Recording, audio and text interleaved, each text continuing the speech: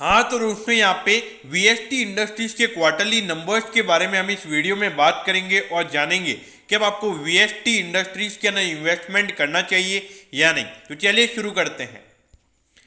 तो देखिए सबसे पहले अगर हम यहाँ पे क्वार्टरली बेसिस के अगर हम नंबर्स की बात करें तो पिछले क्वार्टर के कंपैरिजन में यहाँ पे 3% कंपनी का रेवेन्यू कम हुआ है और जो टोटल रेवेन्यू यहाँ पे कंपनी का निकल कर आया है वो है 367 करोड़ का। तो देखिए सीधी सी बात है कि जो कोविड की सेकंड वेव चल रही थी और उसके बावजूद भी अगर 3% का रेवेन्यू ही गिरा है तो मेरे ख्याल से इसमें कोई भी इश्यू नहीं है। अगर प्रॉफिटेबिलिटी की बात करें तो नेट प्रॉफिट यहाँ पे 2% से गिरकर 70 करोड़ का यहाँ पे कंपनी का टोटल नेट प्रॉफिट निकल कर आया है। तो यहाँ पर अगर आप देखोगे सीधी सी बात है कंपनी का रेवेन्यू गिरा है तो प्रॉफिट भी यहाँ पे गिरेगा। अब यहाँ पर अगर हम ईयर ऑन ईयर बेसिस यानी कि पिछले साल के अप्रैल से जून वाले क्वार्टर से अगर हम कंपेयर करें तो उसके कंपैरिजन में यहाँ पे 16% से कंपनी का रेवेन्यू बढ़ा है। तो 16% का growth year on year basis पे बहुत ही अच्छी ग्रोथ यहाँ पे कंपनी के रेवेन्यू में हमको देखने को मिल रही है। देखिए वैसे ऑल दो पिछले साल एकदम स्ट्रिक्ट लॉकडाउन था और इस बार अगर देखा जाए उसके मुताबिक तो यहाँ पे बहुत सारी चीजें खुली हुई थी। तो मेरे ख्याल से वो सीधी सी बात है कि यहाँ पे कंपनी रेवेन्यू ग्रोथ दिखाएगी।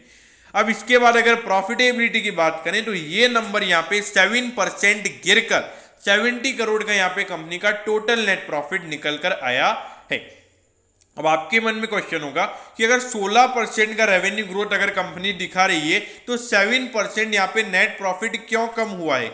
तो देखिए सीधी सी बात है अभी जो कोविड का सेकंड वेव चल रहा है इसमें थोड़ा नॉर्मली जो एक्सपेंसेस होते हैं वो नॉर्मली क्वार्टर के मुताबिक ज़्यादा होते हैं। तो ये वैसे ही यहाँ पे कंपनी के एक्सपेंसेस ज़्यादा रहे इस क्वार्टर में, उसकी वजह से यहाँ पे कंपनी की प्रॉफिटेबिलिटी गिरी है। अब ये देखिए बहुत ही छोटी सी कंपनी, एक स्मॉल कैप या फिर एक मिड कैप कंपनी आप कह सकते हो, 5398 करोड़ का इस कंपनी का मार्केट कैप है।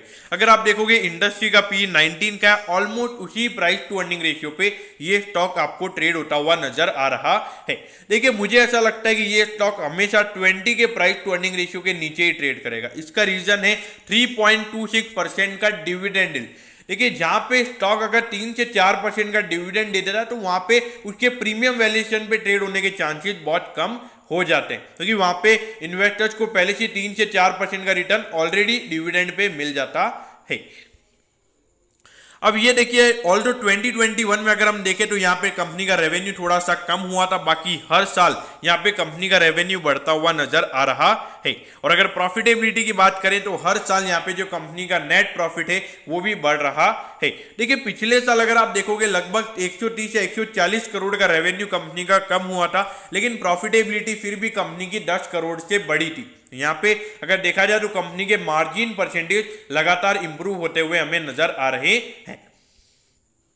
अब ये देखिए अब यहाँ पे इन्वेस्टर्स का मेन क्वेश्चन होगा कि अगर रिजल्ट कंपनी के अच्छे हैं तो ये स्टॉक अपने ऑल टाइम हाई से 25 से 30% डिस्काउंट पे क्यों ट्रेड हो रहा है। इसका रीजन क्या है, इतने करेक्शन पे ये स्टॉक ट्रेड क्यों हो रहा है और इसके बावजूद यहाँ पे हमको कोई मूवमेंट देखने को नहीं मिलता है, यानी कि जो हम एक्सपेक्ट कर रहे हैं यार ये 4000 के लेवल पे जाएगा, जा क्यों नहीं रहा है। देखिए इसके पीछे का रीजन है वीएसटी इंडस्ट्री एक सिगरेट कंपनी है, मतलब जो सिगरेट बनाती है वो सिगरेट बेचती है। तो यहाँ पे जो हमारे फॉरेन इन्वेस्टर्स होते हैं या कुछ म्यूचुअल फंड्स होते हैं तो उनके जो इथिक्स वाले बिजनेस होते हैं, यानी कि जो अच्छे बिजनेस होते हैं जहाँ पे कोई जैसे अगर आप देखोगे अगर आप बोलोगे कि आपने किसी सिगरेट कंपनी में इन्वेस्ट किया तो आपको ऐसा लगेगा कि यार मैंने एक सिगरेट कंपनी में इन्वेस्ट किया। तो वैसे ही यहाँ पे कुछ इथिक्स होते हैं जो फॉरेन इन्वेस्टर्स और उसके अलावा हमारे कुछ म्यूचुअल फंड्स होते हैं उनको इस कंपनी में इन्वेस्ट करने से रोकते हैं। तो उसकी वजह से जो डिमांड इनकी मार्केट में होनी चाहिए उतनी डिमांड अराइज नहीं होती है।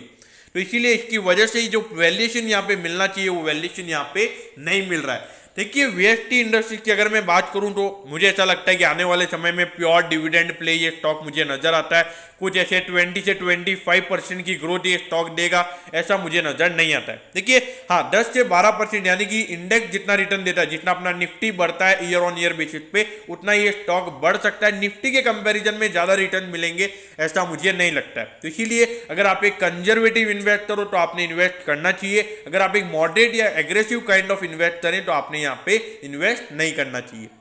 और मैं आपको पहले बता दूं कि ये मेरा पर्सनल पॉइंट ऑफ व्यू है, आपको अपनी खुद की रिसर्च करके फिर ही इन्वेस्ट करना है। दोस्तों मैं होप करता हूं कि वीएसटी इंडस्ट्रीज के क्वार्टरली नंबर्स के बारे में आपको सब कुछ पता चल गया होगा। अगर आपकी कोई भी क्वेरीज है तो आप कमेंट कीजिए, मैं जरूर आपके कमेंट पर रिप्लाई करूंगा। ओके दोस्तों, thank you, have a nice day.